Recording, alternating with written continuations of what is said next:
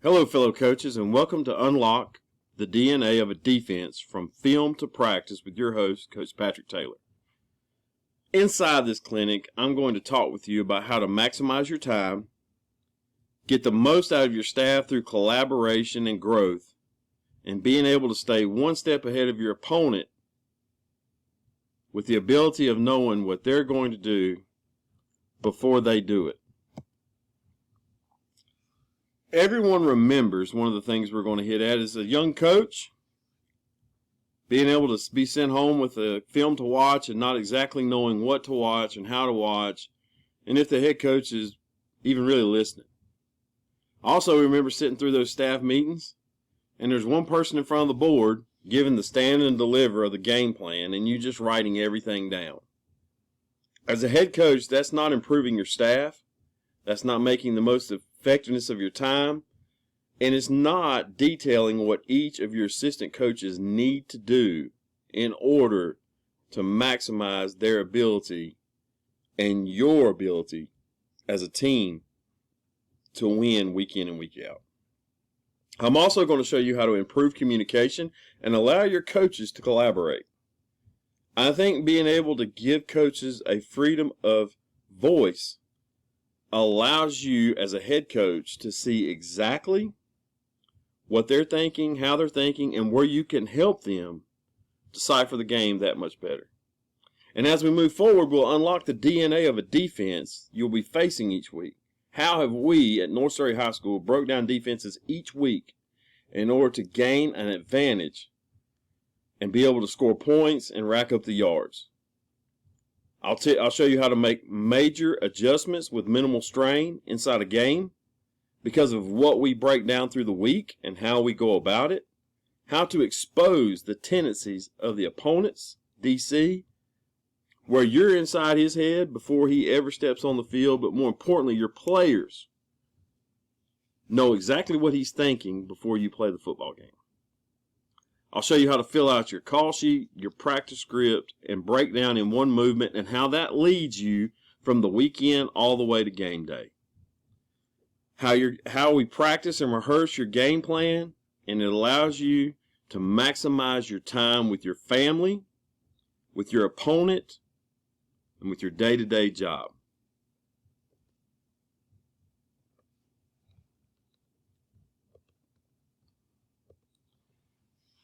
As we talked about to begin with, how do we collaborate as a staff? Here is how we started doing it. Each week, I will send the offensive and defensive coaches a separate Google sheet with separate questions on it. This is an example of the offensive staff film breakdown that we do each week. So as we're watching film, this is our breakdown. If you'll see, the actual columns in yellow are highlighted for what coach needs to answer those. And it has a column for each coach by position to enter in the information they're required. Now, the head coach and OC are responsible for entering every question. But if you look over here to the left for examples, is there anything glaring on film? It's a great way to get guys to collaborate. What is their defensive system? Do they get set up with tempo? Do they show signs of fatigue? Are they aligned by tempo? How do they align by certain formations? Anything we can exploit? Who are their best defensive players? Their weakest? How are their safeties and corners? What about their linebackers and defensive linemen? Can we block them? Are they a heavy blitz team? Do they change in the red zone? These are so many questions that we can ask ourselves and get defined. I know in the private sector, when I was a project manager, the more eyes on a project's plans, the less probability of mistakes and errors. We had a checks and balance system. But this is also a great way to know if your assistant coaches are watching film and doing what they're supposed to be doing. But more importantly, it gives them a voice and gives them an expertise and a guideline of what to watch for on film. This is a great tool to use each week, but more importantly, it's an outstanding growth tool for any staff to use for the head coach. And the great thing about Google Sheets is it's free and you can see it filled out real time. Give your staff a timeline to have this done each week. And then when you come in for your meetings, you can print this out, and this can be your discussion time. And everyone has input. So no more assistant coaches sitting there really in la-la land because they don't know exactly where their point to fill in is. This is one of the biggest things that we've made a stride in that's allowed us to become a better staff, to grow coaches, and to better know our opponents across the board. There's not one form of communication anymore and one person of communication. It's a staff of collaboration that allows us to lead to that. And as a head coach with younger coaches, I can actually see what they're inputting and allow them to grow and where I can help them about what to look for in film.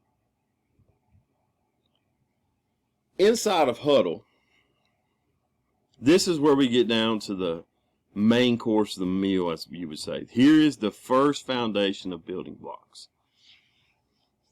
And Hudl is a great tool used by over 90% of the high schools in the United States. But the problem I found with Hudl is these default columns are great if you're wanting to do playlists and things of that nature. Down and distance and play number and ODK is very important, but most of that's getting filled for us as the game goes on. More importantly, I came over here to the right and I started my own set of columns.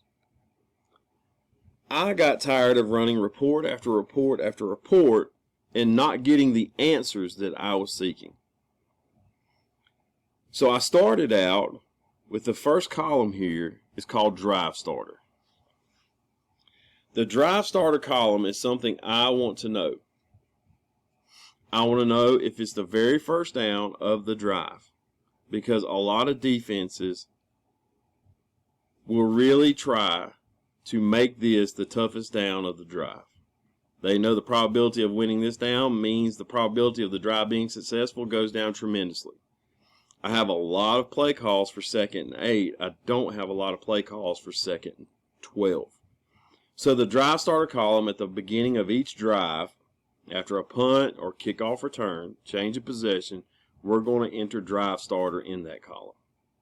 Now, if you have bought my previous clinic, you realize that we break down the field position based on the color scheme. We have a coming out, a yellow, a open, an orange, a red, and a goal line, and that breaks down the areas of the field for us, and we kind of know exactly what a defense is going to do in those areas.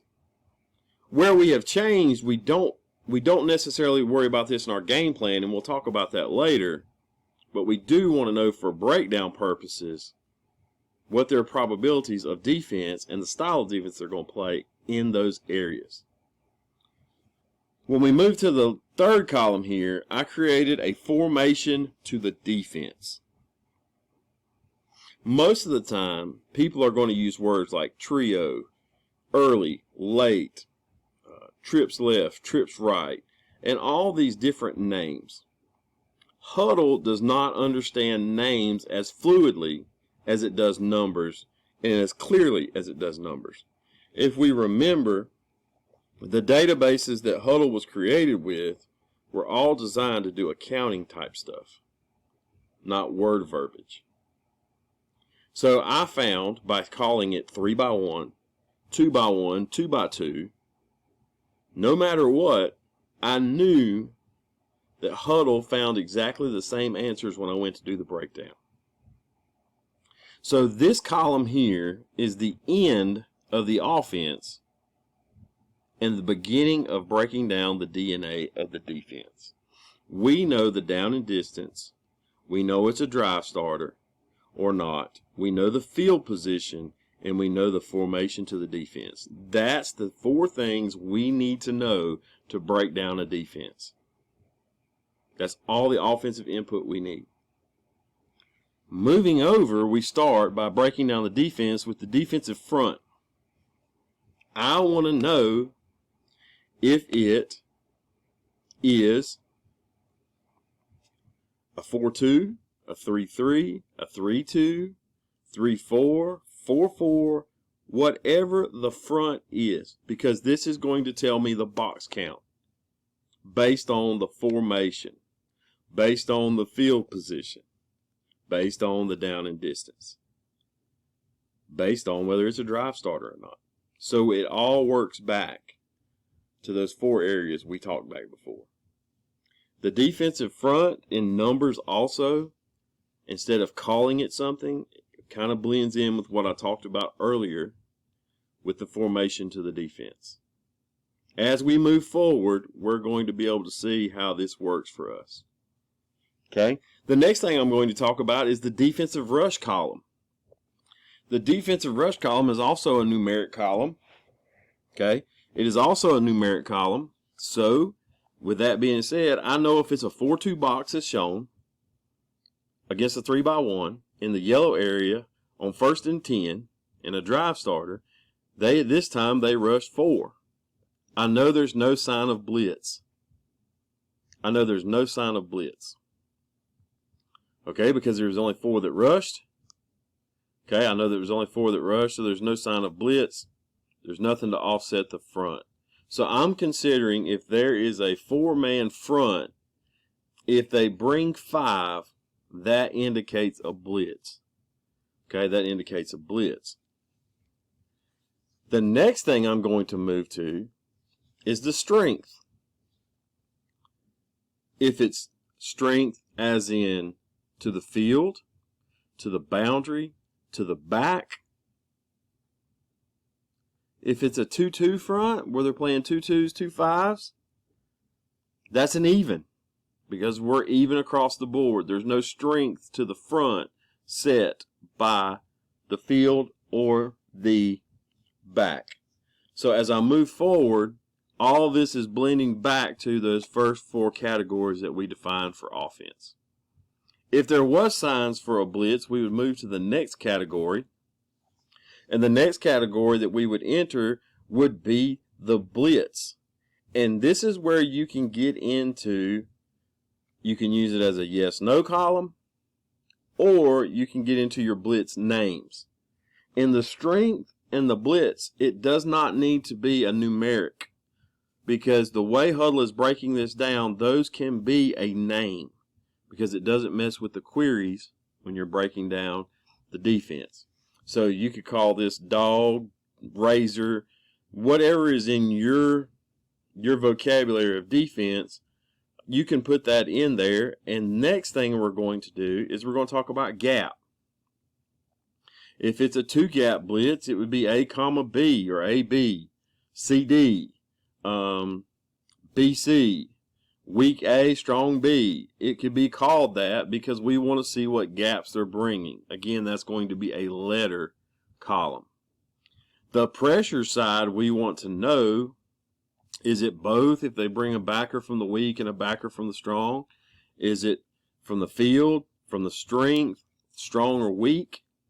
Where is it coming from? Again, this will be an actual verbal written expression instead of a numeric expression. But because there was no pressure, then over here I would type in none. The next thing I'm going to talk about is safeties. How many were there? What was the coverage? Instead of writing cover 6, I always show like a 42, which tells me it's 4 strong, 2 weak. Okay. What quarter is it in? And then finally, I have a notes category where I can talk about this. Why does this matter?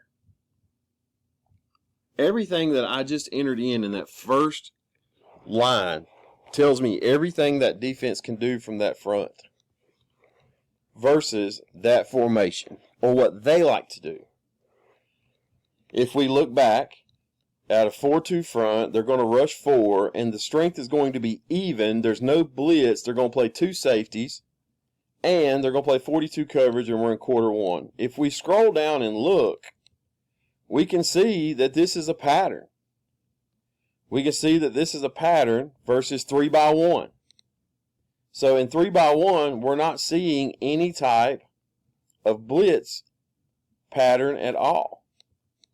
So if we were fighting a team that liked to blitz a lot on 3rd down and vice versa, and I'll show you that in the pressure report, we don't have to worry so much about what they're doing or who we're looking at, because we've already done that in our staff template. We're using the film on Hudl to enter in about 6 or 7 quick visuals to give us everything we need to know to attack the defense.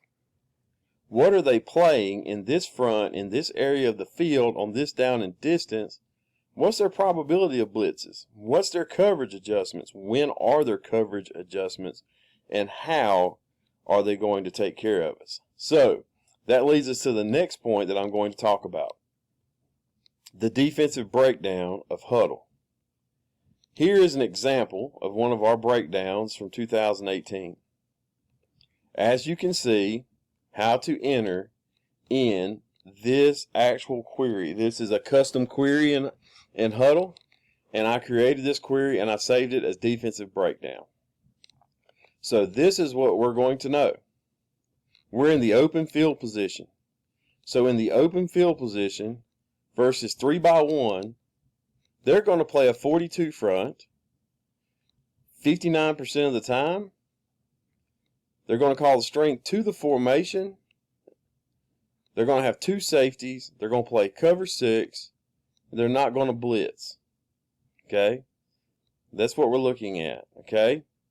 So if we come down here and we look at cover 1, still no sign of blitz. They have to play some type of coverage here to get a blitz. If they go to an underfront, okay, if they go to an underfront, they will have 0 safeties. They're going to play 0 coverage, and they did blitz 67% of the time that they were in the underfront based on this formation in this field area. So when we as we see, we can start seeing the DNA of this defense. And as we move down, we can see in the open area of the field, out of 2-by-2, you can see how it's going to break. Where they're going to call the strength to. Sometimes it's balance, sometimes it's to the field, to the formation. How many safeties are they playing? Where's the coverage? What type of coverage is it going to be? Did they blitz? You're starting to see the percentages break down for the DNA of this defense. All the way down, here we are in the red zone. So in the red zone, okay, in a 2-by-1 set, they're going to play 42 to the formation, 0 safeties, 0 coverage, and they do not blitz. There we go. Look at those probabilities out of 2-by-1. Okay, if they go to a 50 front, they're going to call it to the formation, 0 safeties, 0 coverage, no blitzes. So a red zone team, they're not going to blitz you. Okay, and if they go back to the underfront, they're going to call it to the formation, no safeties, cover 0, no blitzes. In those formations in the red zone, we kind of know that we're going to be safe not to get blitzed based on what we broke down on film. Now, if you would have called these names where these formations are, it would have broke this thing down in such a manner that it would have been highly, highly confusing. If you would have called 2-by-1 blue and brown by left to right, you would have had twice as many breakdowns, and it would not have given you the exact number that you'd wanted. That's why that number there is so important. Okay, that's why the 4-2 number is so important, because it looks at it completely different. Okay, and we were able to sneak the under in here because it's something that they do. You could call it 3-5-9 if you wanted to, or shade 5-9, depending on if it's under or over, if that really made a big difference. But for us, we knew that was kind of a package that they used sparingly. All right, same area of the red zone.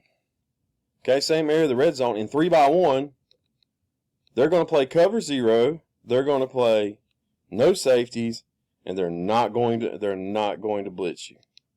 Same way, they'll show you a little 4-2 out of 3-by-1 wait a minute, we got a little bit of a blitz. So 4-2-5, if they jump into a 4-2 in the red zone, they're going to call it to the formation, they're going to play cover 0, and they're going to blitz you.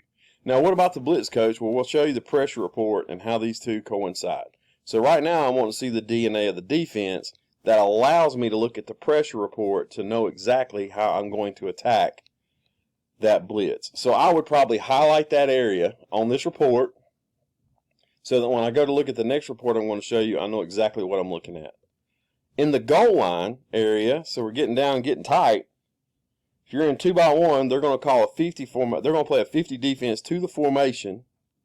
They're going to play 0 safeties, 0 coverage, and they're not going to blitz you. Same way if they get in under. Okay, we know out of 2-by-1, in the red zone and the goal line, you're not going to get blitzed. It's not showing on film. 3-by-1, in the goal line area, they're going to get into under and they're going to blitz you. So the clips that we have, they're going to get in under to the formation and they're going to blitz you.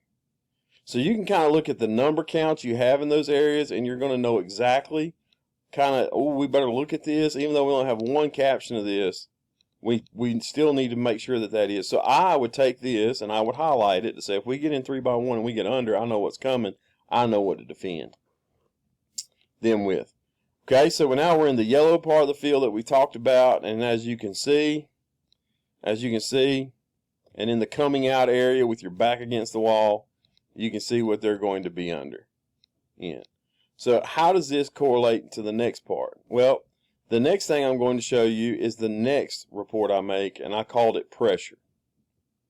Pressure means from field position, now we're going to get down and distance involved.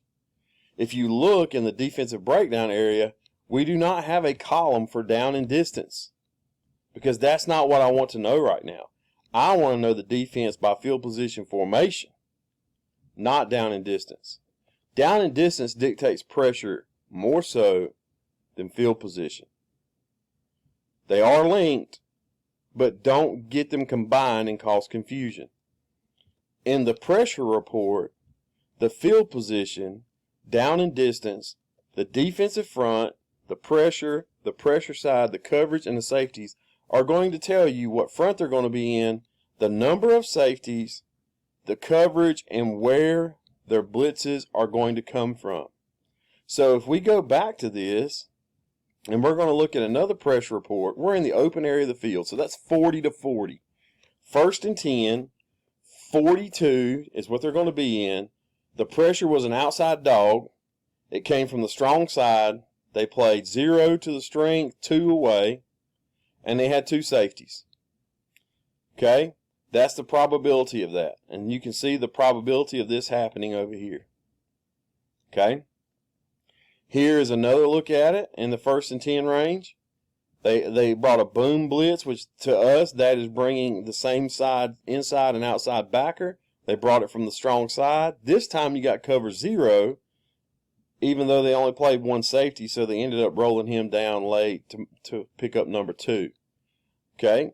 If they go into the underfront, they brought both outside linebackers, and it came from both sides, so that's a strong and weak call. They were in cover 0 with 0 safeties, and you can see so on. So on 2nd down, from 0 to 4 yards, you can see their blitz tendencies. From 5 to 9 yards, so 2nd and long, they brought the Mike linebacker in A gap. Okay? They brought the Mike linebacker in A gap along with the weak side, inside backer. And that's the coverage and the look you got from 2nd and 5 to 9. This is the counts we got, and this is the result. So that was a big hit blitz for them. On 3rd down, here's your bell ringer. On 3rd and 10 plus. Okay, they played a 4-2 under. Okay, 5 to 9, they played a 4-2. Okay, 100% of the time. So they're going to play defense. 3rd and short, they're getting in the underfront. They're bringing the dog from the strong side, the outside backer from the strong side. They're going to play cover 0 with 0 safeties. So they're really going to load the box on 3rd and short. So they're a 3rd and short run stuffing team. Okay, maybe a good time to call Call a little pass play there, maybe a little 92 across the middle there. So, as you look there on fourth down, here we have their fourth down tendency, and as we move down for each area of the field, we get an idea of how they're going to run their fronts, their defense blitzes based on the area of the field and the down and distance. So again, as I looked at this defensive report, when I saw a blitz come up, a yes, I could look at 3-by-1 in the open, and when I go to pressure reports, I found the open part of the field 3-by-1, and I know the blitz they're going to bring, so I know how to defend that blitz based on that tendency. Okay, and where he's coming from. The numbers, the mathematical numbers do not lie, and if you break it down with numbers in those categories that I showed you, Hudl is not going to lie to you and cause you to spend a lot of time trying to collaborate a bunch of reports. Okay, field position, down and distance again, we're looking, and here we are, we're in the orange part on second down. Again, you can see where they're bringing their blitzes and where they bring the most blitzes from. Okay, here we go. We're back in their red zone, 1st and 10. Here's that blitz we saw. They got in the underfront. They run a boom blitz from the strong side. They played 0 safeties, which means 0 coverage. On second down, 5-9 in the red zone. Nope. Third down, 5-9. You're going to get that blitz. So on and so forth. And third down, 0-4. You're going to get blitzed. There's another tendency. Anytime it was short yardage situation in 2 or 3 areas of the field, they're bringing pressure. Okay, they're bringing pressure. They're going to roll down and play cover 0, and they're going to play 0 safeties. So we saw that up here earlier. Okay, we saw that up here earlier in 2 or 3 different places. So we're starting to see the DNA of this defensive coordinator. He's going to bring pressure and play 0 on 3rd and short. He likes to play defense on anything greater than 3rd and 5. So he's a very vanilla guy on 3rd and 5 plus, but he's a heavy pressure guy on 3rd and short. So again, we're kind of getting an understanding all over the field. If it's 3rd and short, you're going to get a heavy blitz. Okay, you're going to get a heavy blitz on 3rd and short, so that's in the back of your mind as you're breaking everything down. Okay, and as we go back down into the goal line, again, short yardage situation here. You're going to get blitzed and play cover 0 inside the goal line. And we talked about the yellow area and the coming out area. It's the same. He's going to get down. He's going to play that 1st and 10 in the coming out. He's going to blitz you with a dog strong off and play cover 0. 2nd and 10, if your back's against the wall, he's bringing pressure, and so on and so forth. So as you can see, we completely broke this defense down, and we've got his pressure tendency and defensive tendency broke down in 2 simple reports that work seamlessly together. You don't need to run all those base queries that Hudl has for you that takes a bunch of paper and a bunch of time. You've got that already inside this verbiage and letters, and you know exactly how the numbers and the words go together. You've got your percentages. You can click on them and go look at them with your staff, and you don't have to worry about that. So I showed you how to get collaborative with your staff. I showed you how to break down Hudl with the columns and how that issues your pressure report and your defensive breakdown. Now let me take you to the most important thing that we're going to talk about. And what we're going to talk about here is how is this transition to the week to week. Okay? Week to week, we're going to have another spreadsheet from Google Sheets because we use that again to collaborate. Some of your guys that are not in the building all the time, it's very easy for them to work on this inside and outside of the 2 areas. So this is an example of our call sheet on Friday nights. Earlier, if you watched my breakdown film from a year ago, I had open, yellow, orange, everything on this sheet. This is the same play sheet you will see the air raid gurus fold up and look like a note card. We print this on one 8.5 by 11. It's one-sided. You fold it down the middle column, and then you double it over again and fold it one more time so it's note card size. You can flip it around and see everything. But as you can see, we filled out in the open area of the field and everything we want to do. We feel safe at attacking all their coverages and what they're going to do with these plays. So we're building a menu for the week. As you can see, there's Ace, F Bubble, Fox. Late New York, go. That would be an RPO for us. Ace 91. Yale, scissors. That's an empty formation. Okay, and then Ace, 8 and 8H. So that's our corner concept. And as you can see, we have this all broke down based on what we got out of those reports, and we're able to take care of everything and hopefully call play 28 in the fourth quarter, okay? For the little guy smiling back there. But you can see we have everything that we feel comfortable with based on what they're going to do defensively. And what it allows us to do is tag things very easily inside our air raid offense, so we're very comfortable in what we're doing. Okay, so this is your Friday night play bill that you would get ready to hand out to people to watch the show. As you move down this, you can see we have our red zone plays. So this is what we like against the red zone based on the reports we got. This will score, we'll be protected, and we'll have something to do. Down here at the bottom, we have a whole empty series that we know breaks them down in empty. So we feel good about it. Here's our victory 1, 2, and 3, depending on how we want to milk the clock. Here's our 2-point plays that we've gotten ready if we need them. Short yardage. Remember we talked about the coming out area where he was constantly blitzing people, and third down and 4 or less he was blitzing. Well, here we are in our short yardage. 4-minute drill if we need to milk the clock at the end of the game. Here's 4 plays we're good at in that area, and we feel comfortable against them at all different downs and distances. And here's the screens we feel good about this week. So here we have built our whole menu. How does this transition into what we're doing? So we've built our play sheet. Now it's time to practice for the play. We take and we transfer this over to another Google spreadsheet. Here is everything we're going to run in team time this week. Here's what we're going to run it against. And these are different plays mixed up here with different fronts and stunts based on the different areas of the field. We hand this to our scout team guy. He's got the 2 blitzes that they're going to run mainly that we need to make sure that we've got it taken care of. Okay, and if we have more fronts, we can put them here, and he can look and get a visual and show the kids real quick during team time. And here's the plays that we want to run all week long against our opponent's defense in the different areas of the field. So we'll practice third and short. We'll practice third and short against 42 man free with the blitz 1 coming. Okay, we will practice and whether we need to audible in and out of it. So here's your teaching your adjustments inside the game. You can start talking to your quarterback if we've got ace wide 6 called and you got a 42 man free and they're bringing a double edge blitz.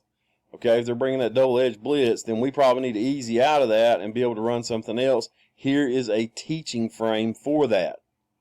And so each day, Monday, Tuesday, Wednesday, Thursday, we have ran our game plan 4 times before the opening night of the show.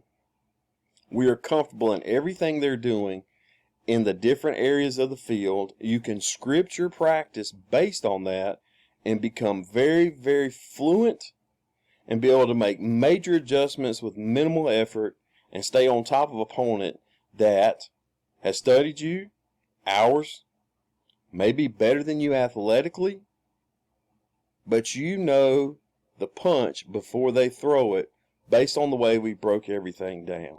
So when we look at this form here, this is our Monday, Tuesday, Wednesday, Thursday script for team time. And we can now take the screens out of here, and for our screen time on Monday, we work our screens. For our inside run, we can work our inside run each day based on this against these fronts, against these blitzes. Our pass pro drills, we can work our pass pro based on the base front and these blitzes. Our secondary and 7-on-7 can play these and bring the pressures so that we know to throw hot off the pressures. We know what to look for and check in and out of. In team time, it's just a complete scaffolding process from the time we receive our opponent's film till the time we walk on the field Monday. We are prepared for our opponent. And that's one of the things that I feel like gives us an edge.